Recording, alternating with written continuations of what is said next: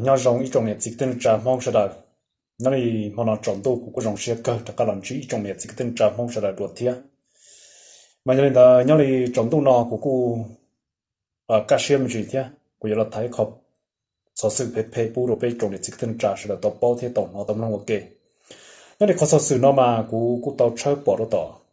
nên nó có cô là sẽ để bỏ đó tao luôn này kolom đó nó sẽ để nhớ cho số YouTube đó mà nhớ đi ít thứ cái gì mong nhớ là nữa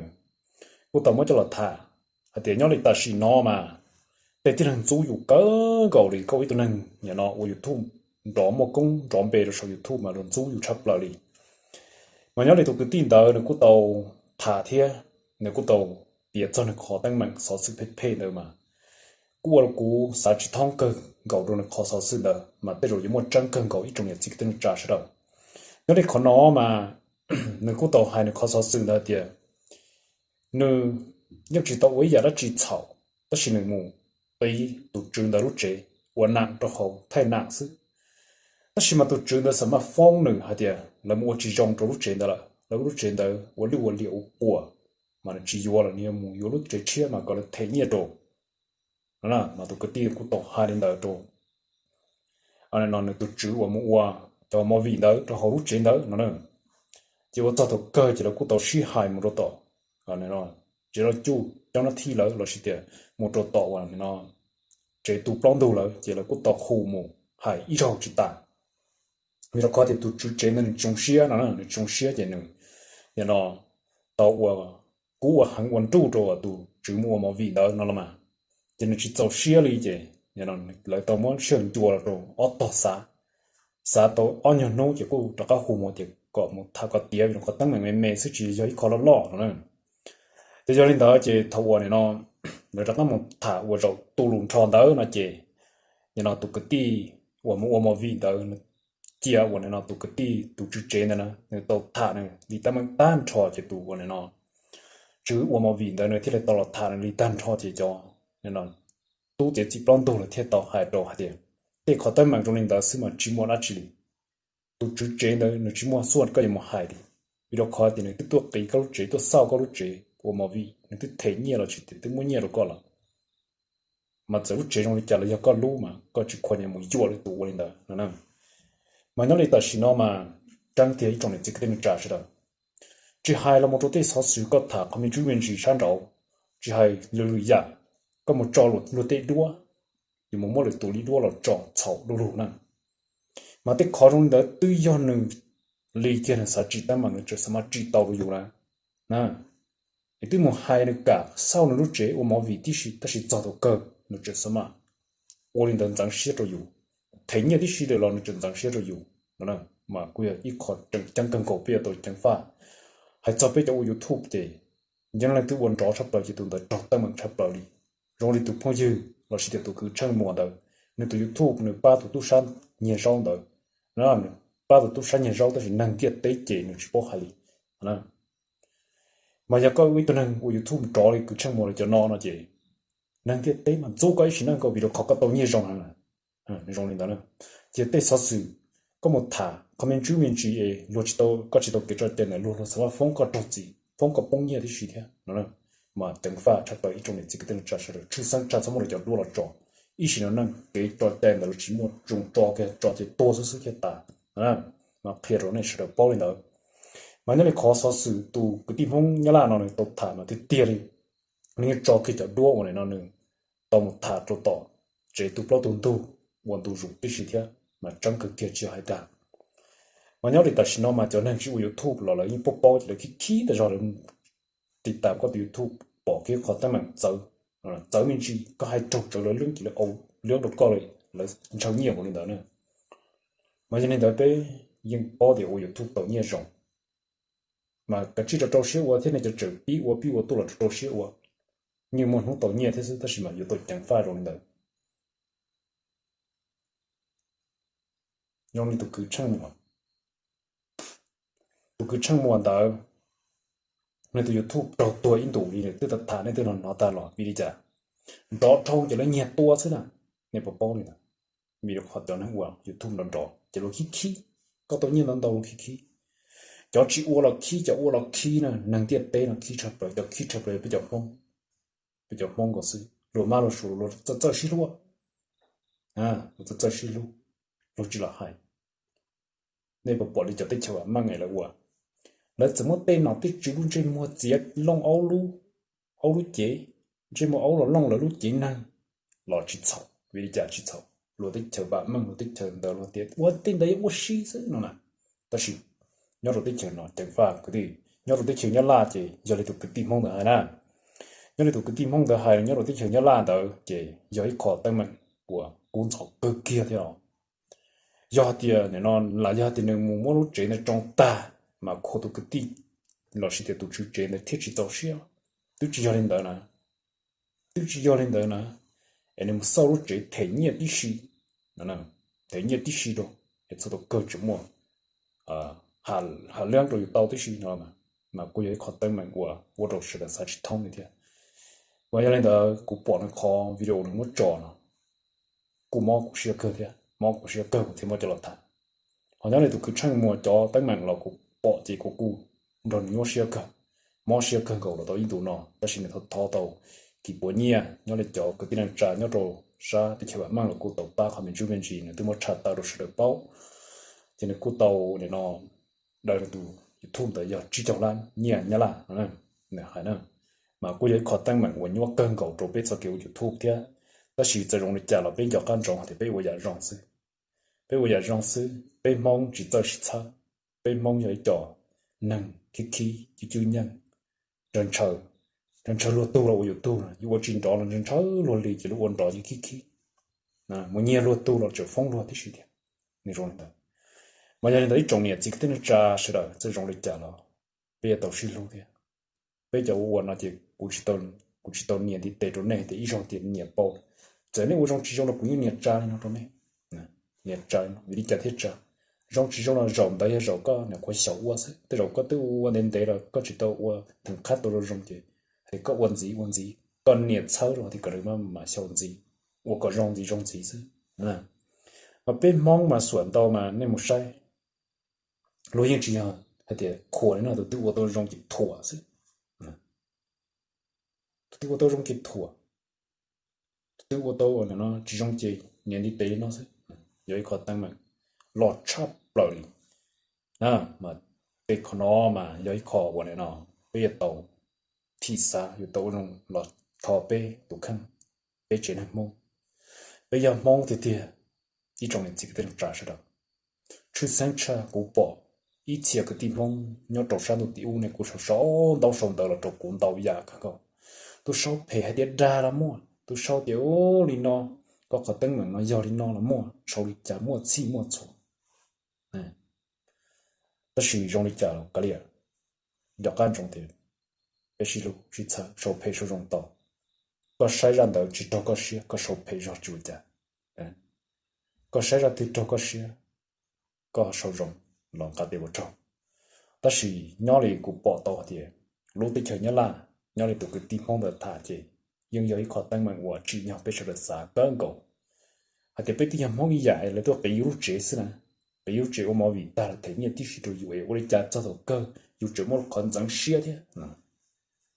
yếu chế xã tôi quan tâm một đi cha thế nó nè mà để con nào mà ô bị đi rồi này xã nè này xã thế này một chơi tới giờ trong trận nòng tới tôi chỉ khía này một chơi này bỏ từ này bỏ này bỏ cho nên sai cho chụp phá cổ phá lần rồi đấy giờ khó thiết video đó xứ của tôi sai đó mà giờ khó tăng mạnh của nhau cơn cầu đi trong này chỉ cái tên trả cú bỏ tao trong đó chỉ cú nhau xia cả cú chỉ muốn cho đuốt chỉ là trò trong cú lý khó cú trò cú làm gì vì đó khó cú chỉ sao muốn thì đuốt cho là quá ta chỉ nó mù rồi tóm đây chứ cú sao thì cú là nhau thay nó trâu sợ giờ thà sao xử đa năng đã chỉ là cái cú là nhau thay nó chỗ này rồi họ cũng tự bỏ một tầng mạng lo lắng tự giờ dù lại đua cho cơ trực sau thế nè mà với họ tầng mạng nhóc cơ kìa tiêu cái trong cũ kia nó sợ đi nó xứ là thật chứ một cảnh sau tí xíu giờ hai lúc chỉ say lười tu hai kia tụi ta luôn về tụi tao để trực sau nè dọn rong hả tiệt bây giờ thả là giờ tàu tránh pha chập lợn bây giờ tàu chua lòn đời luôn bể luôn sẵn luôn rõ chờ nhau ruột khó tên nó giờ có chỉ tàu trăm mà rồi hãy tiền nào hãy tiền tua tiền hãy tiền ma tiền ông nhẹ tiền mà nhà này thấy trọng nhiệt chỉ cái tên trả mong sẽ là này cháu quả này thứ hai là trời cụ tới tù nọ của bỏ tàu tiền một trong lần đầu tù này nhẹ trời cụ là thế nhà này in nông từ này những tua trò sẽ chỉ lần cổ lần tua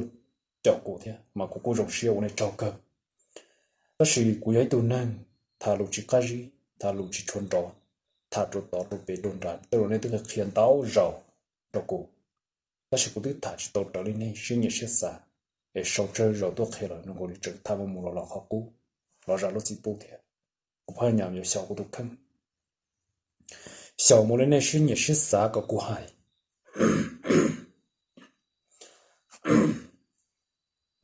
ít tiền này cụ hai tiền cụ thà tàu rong cơ ngày nhẹ chậu của lúc xua nhẹ lòng của cháu lũ ta chỉ ít tiền này cụ hai tiền cụ thà chỉ một cam một hậu trong lần đầu tổ cụ hai thì chỉ một vật trong lần đầu để cũng mất khó mấy số sự cô cũng còn xóa nhớ trổ tụ cái tim mong đợi nhớ rồi sao thì chỉ nhớ làm để cho là thạc thì rồi bé hả thì bé sẽ kiểu yêu thú để bây giờ trâu tay mang rồi này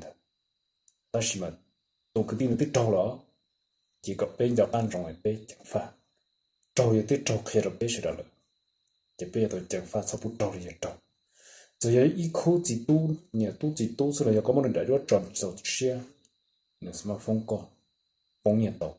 chỉ thường khăn trong chỉ được bông nhẹ nữa có tròn này lại đua có hai lụt ý là lụt sầu chứ có smartphone này bông nhẹ trong này nhớ có tròn lại đua hai lụt rồi rong chứ mà nó chỉ hai đi đâu có ta chỉ vừa tàu cái tròn chạy này có bắt tròn mà cho nên đó cái con nó mà chỉ nhỏ cần cầu lắm chỉ nhỏ bây giờ tàu long bộ bây giờ YouTube truy sang chơi giờ chỉ là có là我吃里比较孬了嘛，就知道包一个，我知道么，个么了对里个啥个来了就个么了里了找，找到个都 YouTube 多了么，YouTube 最多找人还有了么，有啥地方太能去炒，ส่วน到要去炒的了嘛，人家就叫人的只要叫人也不人都只也还能着个，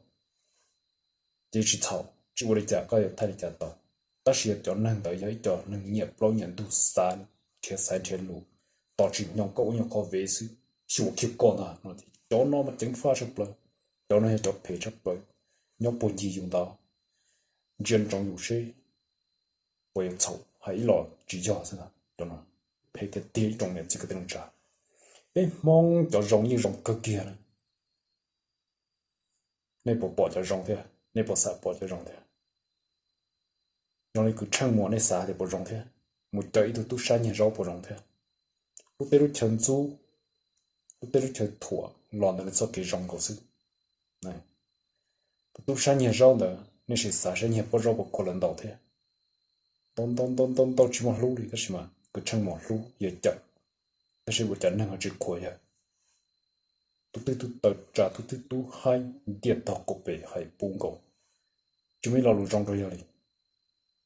đi chỉ giờ tôi mới xin chữ long ta đây là sao cụ sai ý trong này chỉ tên trả giờ tàu thi xa thì bây giờ tàu vẫn đang xí lú bên mong ý chữ hạt tiền có nhà sọ cuốn thia cũng nhà sọ cậu một lông một thu bây giờ là ship ba đợt ba kê với đã bên mong hay tàu lò lù để chỉ khi lú xia lò lù thì thiệt chỉ mà lú xia lù đi lo lù mà hai thầu không đeo chỉ mà bây giờ cứ ti tuổi tệ trở nè bộ sư bươn xìa rong cơ kia giờ cứ ti chỉ tu ta chỉ thầu trong đó với trả chỉ tu rồi bỏ luôn một nhiều mình chỉ khi ta bỏ luôn một nhiều mình chỉ phong của lục bông nhiên ta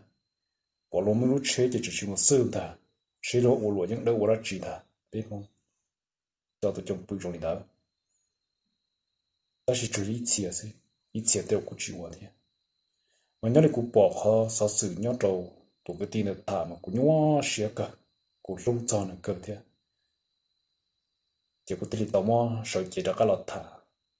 liền nó khó sao xử nó cũng tao thả thế cũng thả chỉ cho nên nó khó để chờ ta chỉ muốn bị xả lên đó để cứ tập phía đó này sẽ đợi tiền nhau thì ta chỉ nói chỉ cho năng khí càng cầu lên đó có tụi tụi tuyên rõ sắp lời chị một tới mình sắp lời lối nhiên chỉ có cho không một lối nhiên chỉ có cho bị đầu một trò lối trời đã tụi tua có tụi có tua thế nhau sắp lời mà giờ trong linh đó là có bé我需要浪荡thế我来还少么都好么啊都啊chỉ à vấn nè都啊khó trả à我看都擦擦 giờ tụi năng xếp phèn khâu đó có sẽ chỉ thoát thôi đi tua có tụi tụi nó tua có rồi tụi chia là có giờ tàu nó nếu chỉ chúng nó pro thì chọn nhảy mà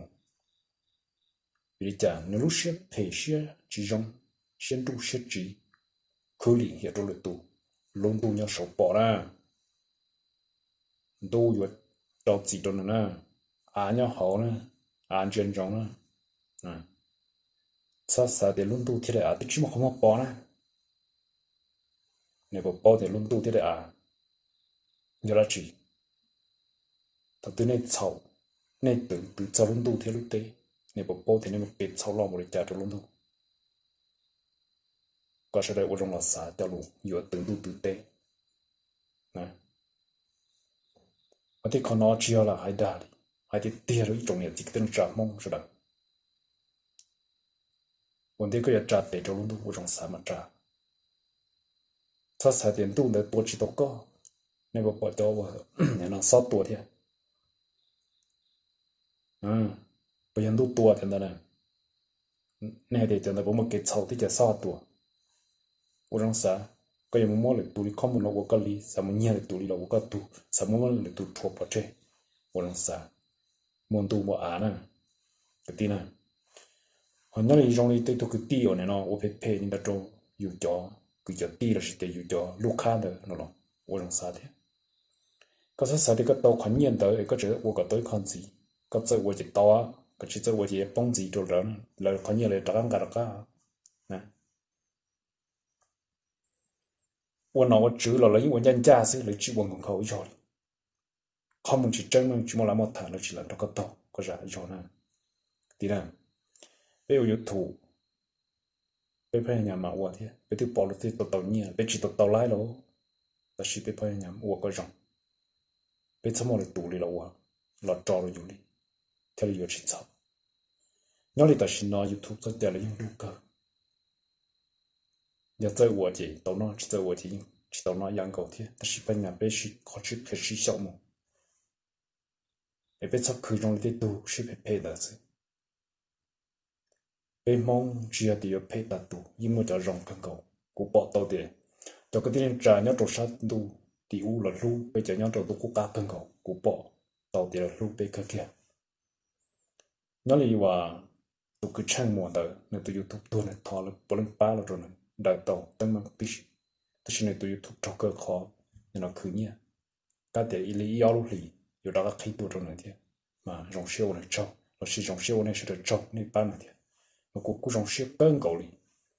họ nhớ là cũng bỏ ta lần đó nên nên ba tụ cái tim mong của nó họ tầm nhớ lấy nhiều bao rong đó quân tụ rồi cũng lúc tụ cái tin là khởi thế nếu là cũng tụ ba rong cơn cầu quật trâu nếu chơi rong đâu đùa cứ chăng là thế mà cũng rong sơ cờ thế ấy từ nay rong đi nó thì sẽ được trận giúp sẽ được trực chính nhẹ ấy muốn nhẹ từ nay rong đi chán gì ấy mình nhẹ từ nay rong đi chán nhẹ từ nay gọi là nó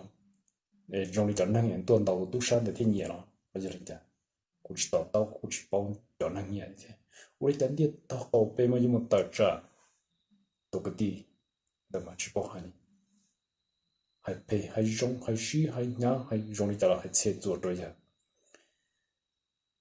chỉ nhau có bỏ cái tên mình đấyควรก็อย่าป้าก็chỉ nhau có chữป้าก็ป้าchỉ tao sau ý còn đời comment một đồ sau này để xí lên chữ nếu tôi rong xí chỉ tôi ta bỏ cái comment đông được tôi chữ điều cứ đi của cái trâu có đợi này luôn rong xí chỉ tôi ta rồi có luôn sản nó có lâu luôn rong rồi với cho lâu sao chỉ mua thì cho lâu cho rong có sự để cứ đi mong nhau thông bờ căn tu nó để cho chỉ cho sai khó rồi để trả bỏ lối tao nhia nó ôn dây trong mà khí chập lại chỉ nhỏ có một sầu chỉ đó là sao để trả lại tụ thiên dây trong toàn bộ chỉ nhỏ có một sầu dụ đi cha dù tụ thiên dây lại tụ này có sao cái con dây có cô ba đấy cho nên giỏi nhỉ à cứ chẳng ba lại tụ chỉ có tụ dây sẽ thế có sao cái tim không mình cả ba nhia rồi có chủ một ba lại tụ lại cứ chẳng ba thì sẽ được ba có sẽ thế để nó nhỏ gì như chú sầu rong sao có sầu rong chỉ có tàu phải rong sẽ thế cái gì có sầu phải chỉ xin nó năng có sao bảo số à hay trăng mang này nó sao bảo số này mà giờ lên nói trong nhà chỉ cái tên trả mong và thì chỉ xia thì bây giờ tàu rong từ lúc thả thì từ lúc cũng mất thải câu bị câu tàu không đã bị xử sự lo trả được chỉ bu thì bây giờ họ thì cũng nhà thì sáu mươi phải pay là gì他可配起可容易的是，如果被蒙起这些路了，还走 YouTube 的，有的天，被保的嘛的说路我们哦容的天，路车的天，这我这了烂这条路都有土地都还绕嘞，这被蒙我这三次的多，理解？你知道是路是？啊，那是谁？đó mà cho số cho lọt chuột đi lúc ấy ý đại video nó lúc sẽ mà sai sờ lan view của chặt lúc tụi YouTube chỉ tôi chỉ năng bên món này quá ý ra sai tới nhật sen cho chỉ từ khi thâu tôi nhân tàu cho chỉ phong của đội tua cho chỉ cứ nhân cho có một cái phong này thế tuần tụi YouTube có tua cái tì lầu bên mong chế tàu bông ta chọn nhẹ rồi hả vì lúc xưa rồi nó thì chọn nhẹ hàng nữa但是最容易加了个咧，主要到呢容易到是的，每次离高的古北路线都啥到，也有的啥跑的跑的，有的路有的那啥，有这么年么步道，让你去唱个么步，让你让你读了，有的么路线么还了路没，操线着了，在路上都老少，那我知道让有的让干了都到线着啊，还了路操线了，没事我了，结果让干了。cho nên sẽ phải đến đâu bé là bé thật là mệt xí nếu mà sẽ phải nó chỉ tông tông nữa cho cái tiền nếu mà sẽ phải đâu dùng chỉ tông tông á hay dùng cho trong tiền nếu mà phải là yêu xong nếu mà phải là yêu xong nhớ lấy sau lúc vấn đề bắt đầu của ta thì sau lúc phải sau một bông khổ này thì nó ta thì bắt đầu của ta đây thật thật sau lúc đó sẽ để họ có trò được thâu ta xuống đó thì cũng đến trái thì tăng mạnh rồi nó thì cũng thêm một tên là thả khai rồi bé có bé dọn trong thì bé có trụ sau một pe bao pe lúa pe rồi có là vừa rong trong luôn thì nhau tàu cứ tí nhau các bác sĩ tàu giờ bây giờ nhau mình cả tê phát kỳ tê nhau là tê thái tê bọt tê pha tê và tê cả liền ta chỉ bé một số cái xí lúc thì bé nhau các bác sĩ tàu là nè niệm nó như trong gì đó bé sĩ bỏ bé xin chỉ tàu sống hoa sầu chùa vào cổ li bé nhau lúc tết chợ cũng ok bé nhau sống hoa sầu chùa ok tàu bé xin thả tàu sống hoa sầu chùa rồi nó cú cho lũ cú cơ ta nó cú trọ tôi này bỏ nên cho lũ này cơ ta trọ tôi cú bỏ cú rong xia bé tàu xin chỉ ok để cho lại bé tôi nhau thông sẽ cùng rõ bây giờ thì bé thông sẽ cùng trừ là một hai tí lũ xua lũ xí ba có lũ con nó trọ sống hoa sầu chùa sẽ chết giờ có rong cơn cầu rồi nè giờ chỉ uống lên tờ ở bên đây nó chỉ cho sao có thua cú thua có thua cú thua có giờ cứ thua cú tụi YouTube có giờ cứ thua có tụi YouTube có nhiều cú video gì chứ bây giờ chỉ tao xin năng tao từ tôi mà tao tôi thua tao từ mà tao tôi thua tôi hay nó sẽ nó mà cái điều giờ phải sao xử nó sẽ là chỉ trong sao xử rồi nè để cô tìm một thằng để lòng lại thế tôi cho nhau là cô lý cơ chỉ cô chủ mà là thằng nó sư để vào thì chỉ xia thì ít trong này chỉ tên trả sự này có tao rong tê lù nó thế bây giờ đã khá lòng xí tập bao lòng cho tê khó còn nó sao sư phê phê để lúc chỉ cho chỉ khi bây lúc xia làm gì mà cô chủ mà là thằng thế họ giờ thằng nó thì có rong thế thằng thì giờ sao bây lúc đã lúc rõ thế họ giờ thằng thì mày còn nó bắt đầu ung tụ thầu y thế mình tao giờ tôi trả nó một chuyện thật chỉ thả tới mi cắn cử đâu giờ đâu trả chỉ thả cho tới mi cảnh nên nó thâu cái lầu do trong trong lịch cảnh trong trận chút tổ cố tổ một tới tổ lòng đâu giờ chỉ thả ta chỉ nó của chúa thả cho họ phê phê sao sự nó trộn bê sẽ được bao sức để bê mà đi tất cả là một sự cho bao thêm lòng nhớ trộn tới khó我这正将做几多短的，这只鸟被小，只鸟被看我被路呢做短的，也头个人从做多我当热热了么，头比都做了头少呢，个人从做多，只给那个人上我那只了个到这些啥，也别嘛你这个人是叫包点lòng nhớ được考，做几短的是人家上。